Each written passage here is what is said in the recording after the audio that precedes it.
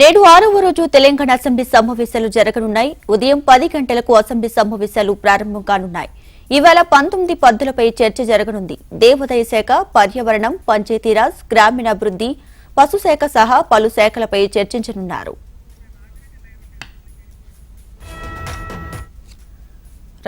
ఈ రోజైతే తెలంగాణ అసెంబ్లీ సమావేశాలు అయితే జరగబోతున్నాయి. 6వ రోజు. ఈ అసెంబ్లీ సమావేశాలకు సంబంధించి పూర్తి డీటెయిల్స్ మా ప్రతినిధి రాజిరెడ్డి అందిస్తారు. ఫోన్లో రాజిరెడ్డి.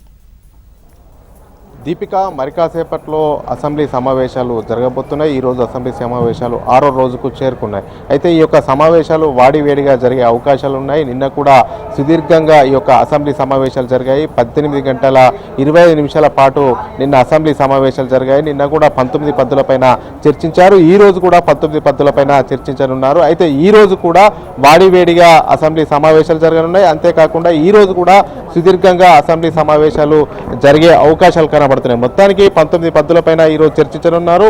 అటవీ, పర్యావరణం, social welfare, tribal welfare, minority వెల్ఫేర్తో పాటు కీలకమైనటువంటి శాఖలు పంచాయతీరాజ్, అగ్రికల్చర్, అదేవిధంగా రెవెన్యూ, ఇరిగేషన్, R&B, పశుసంవర్ధక, హౌసింగ్, సివిల్ సప్లై, ఇలా 19 ఇంపార్టెంట్ పద్ధతులపైన కూడా చర్చించనున్నారు. ముఖ్యంగా చూసుకున్నట్టయితే పంచాయతీరాజ్ చూసుకున్నట్టయితే ఇప్పటికే పంచాయతీరాజ్ ఎన్నికల సర్పంచ్ ఎన్నికల కాల పరిమితి కూడా ముగిసింది. ఎప్పుడు పంచాయతీరాజ్ ఎన్నికలు నిర్వహిస్తారనేది కూడా ప్రతిపక్షాల నుంచి పెద్ద ఎత్తున డిమాండ్ వినిపిస్తుంది. ఈ అంశమే ఇప్పుడు అసెంబ్లీలో కూడా ప్రతిపక్షాలు అధికార పార్టీని నిలదీసే అవకాశాలు కనబడుతున్నాయి. ఎందుకంటే ఇప్పటికే కేంద్ర ప్రభుత్వం నుంచి రిలీజ్ అవుతున్నటువంటి ఫండ్స్ అన్ని ఆగిపోతున్నాయి. ప్రజాప్రతినిధులు లేక, సర్పంచులు లేక అనేది కూడా ప్రతిపక్షాలు పెద్ద ఎత్తున ఆరోపణలు చేస్తున్నాయి. ఈ యొక్క నేపథ్యంలో ఆ సర్పంచ్ ఎన్నికలు ఎప్పుడు నిర్వహించబోతున్నారు, అదేవిధంగా రిజర్వేషన్లు కొత్తవి ఉంటాయా, పాతవి ఉంటాయా అనే అంశం పైన కూడా ఈరోజు సభ్యులు ఈ అంశాలని లేవనెత్తే అవకాశాలు అయితే కనబడుతున్నాయి. అంతేకాకుండా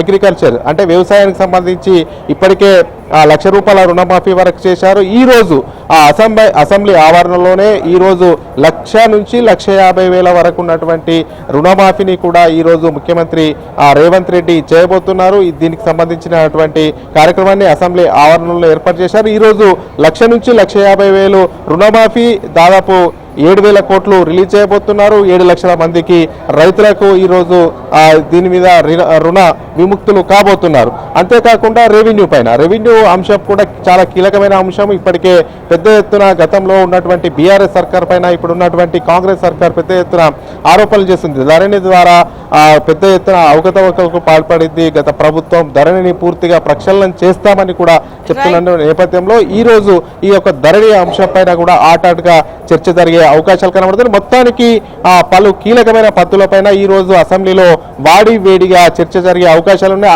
అధికార ప్రతిపక్ష పార్టీల మధ్య మాటల తూటాలు పేరే అవకాశాలు అయితే స్పష్టంగా కనబడుతున్నాయి. Right Rajireddy, thanks for the updates.